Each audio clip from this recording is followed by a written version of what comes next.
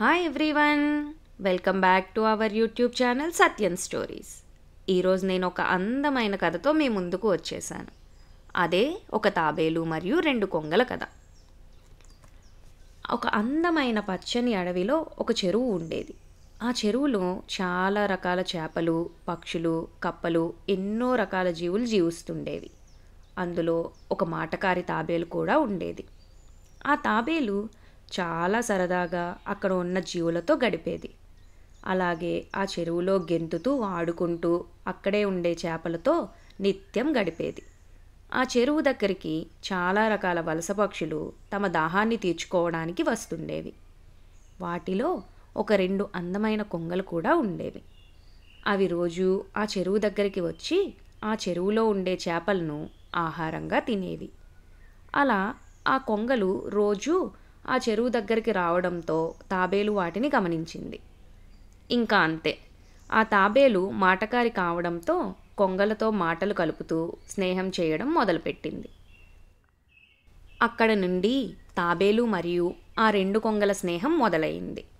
ప్రతిరోజు కొంగలు ఆ చెరువు దగ్గరికి వచ్చి ఆహారాన్ని తిని తాబేలుతో ముచ్చట్లు పెట్టేవి. అలాగే చాలా సరదాగా ఆడుకునేవి కూడా. ఇలా సరదాగా గడుస్తున్న రోజుల్లో తెలియకుండానే వేసవికాలం మొదలైంది. ఎండలు చాలా తీవ్రంగా మండిపోతున్నాయి. ఆ చెరువు మెల్లగా ఇంకిపోవడం మొదలైంది. చేపలు నీరు లేక ఇబ్బంది పడుతున్నాయి.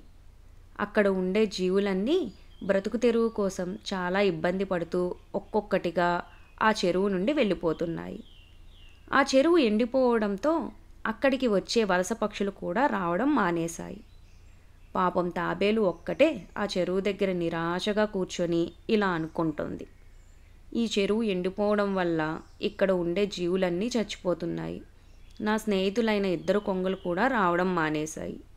నేను ఇక్కడ నుండి ఎలా బయటపడగలను అని ఆలోచిస్తోంది.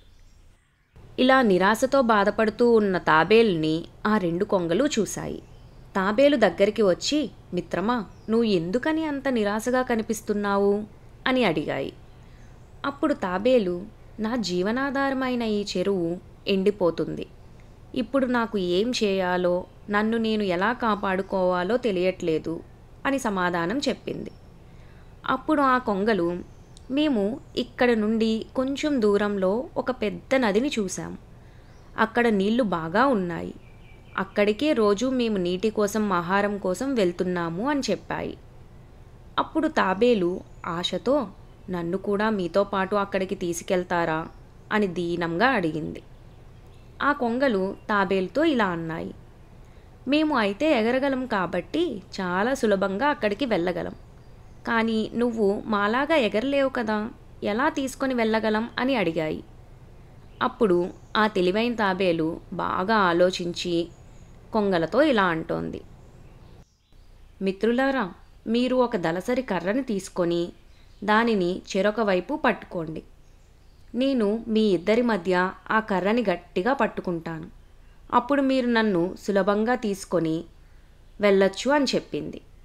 దానికి ఆ కొంగలు సరే అని తాబేలుతో ఇలా అంటున్నాయి, నువ్వు కర్రని ఎట్టి పరిస్థితులలో వదలకూడదు, వదిలితే కింద పడిపోతావు అని చెప్పాయి. తాబేలు సరే అని ఆ కర్రని గట్టిగా పట్టుకుంది. దానితో ఆ కొంగలు ఆకాశంలో ఎగరడం మొదలుపెట్టాయి. కొంత దూరం వెళ్ళాక కింద ఉన్న కొంతమంది పిల్లలు తాబేలు ఎగరడం చూసి చాలా వింతగా చూస్తూ అరుస్తున్నారు. దానితో ఆ తాబేలు కూడా అరవడానికి నోరు తెరిచింది. అంతే, అమాంతం ఒక్కసారిగా జారి కింద పడిపోయింది. వెంటనే తాబేలు నేలను గట్టిగా తాకింది. ప్రాణాలతో బయటపడగలిగింది కానీ చాలా దెబ్బలు తగిలాయి. కొంగలు ఆ తాబేల్ని చూసి జాలిపడ్డాయి. తాబేలు ఏదైనా నిర్ణయం తీసుకునే ముందు బాగా ఆలోచించాలి అనే ఒక చక్కటి గుణపాఠం నేర్చుకుంది. అంతే, కథ కంచికి మనం ఇంటికి. మీకు గనక నా స్టోరీ నచ్చినట్టయితే please do like, share and subscribe to our YouTube channel Sathyan stories. Thank you for watching.